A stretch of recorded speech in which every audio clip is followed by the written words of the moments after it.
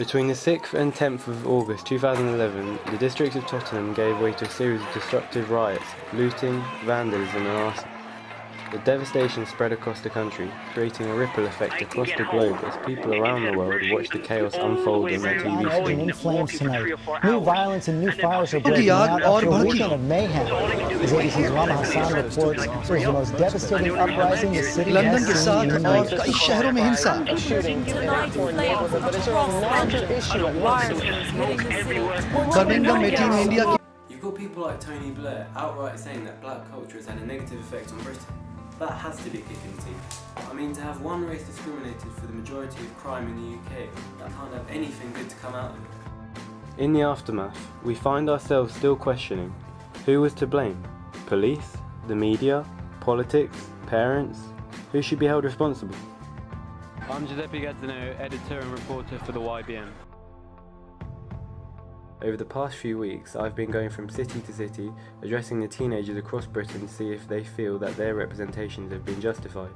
This week, I'm going to Milton Keynes, one of the various cities that were impacted from the copycat rioting.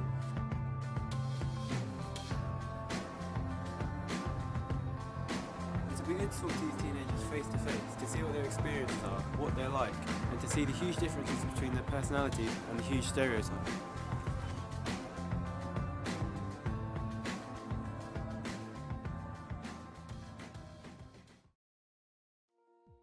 This week, I'm interviewing the young teenagers of Milton Keynes, Bucks, to see what impact the riots have had on them and the potential stereotyping that they may feel they have suffered.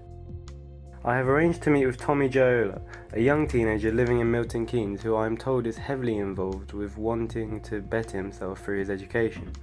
I sat down with him in order to gather his views on black portrayal in the media and what effects it may have had on his life.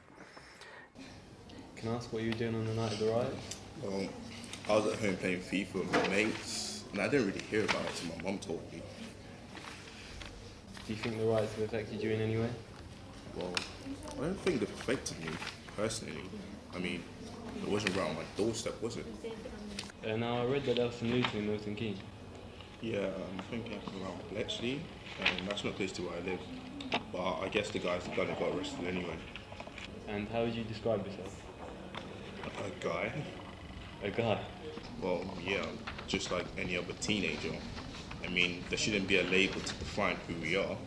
I mean, we should be able to make that decision ourselves. Would you say that you have any role models?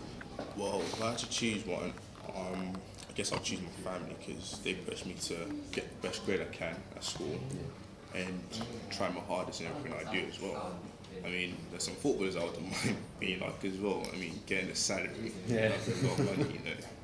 Do you have any favourite characters in anything that you watch apart from sport? I think I have a few. Do you mind me asking if you have any favourite black characters? If I had to choose, then I think I'll choose Luther from Luther. That's because he's such a badass. Like, I'm sorry, am I allowed to say that? I'll let you off this time, yeah. Well, apart from that, there are characters that I like, but I don't generally think they're my favourite. Why not? Well, I'm more like looking for entertainment, not something to inspire me, if you get what I mean. Yeah. So, for instance, watching Top Boy, I didn't generally want to inspire to be like the characters, but I think the story is interesting. Yeah. And watching a program like 40 City, I like doctors, but I don't want to be a doctor. Like, I like the character called Rick. Yeah, I know him briefly. Well, I like his character in general, but at the end of the day, they're just TV characters. I mean, some shows bring out like negative representations, but you know, it's still interesting to watch. And if I was to have someone to look up to, I'd rather have a real person to look up to, not someone from a TV show. You know, from talking to Tommy, it's clear he's got his head screwed on tight. He knows what he wants to do, where he wants to go. Guys like Tommy are the people who should be given recognition in the media. David Jiffer is an eccentric parkour devotee. I talked to him after the session just to get to know a little bit more about him as a person. How are you? I'm fine, thanks. You've got some moves there, I have to say. No, thank you. How long have you been practicing? About 3 years now. That's a long time. What made you do it? Sound fun. I've wanted to do it for a while and I found a chance to get in and I got in and stuck to it. Would you say you're quite motivated? I'm fairly motivated. I enjoy it because it's something fun to do, so I keep doing it. Where did you first see people doing parkour? I actually first saw it on a video game. There's a game called Free Rank that was out on PS2. I didn't actually get it, but the adverts look pretty cool.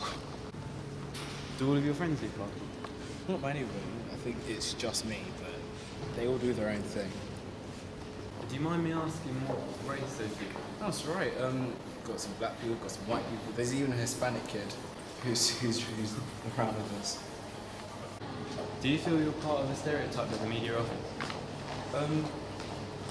Not completely. I feel like sometimes people my age are kind of represented correctly, and other times are just really not. But then it's hard to get it right all the time. What would you like to see more? I guess I'd like to see a lot less of a really straight black and white painting for every individual that you come across on TV. I think it'd be a lot cooler if there was a lot more in-depth explanations and like storylines into people, so you can see that everyone's really different and that you can't really paint everyone with the same brush, because that doesn't work.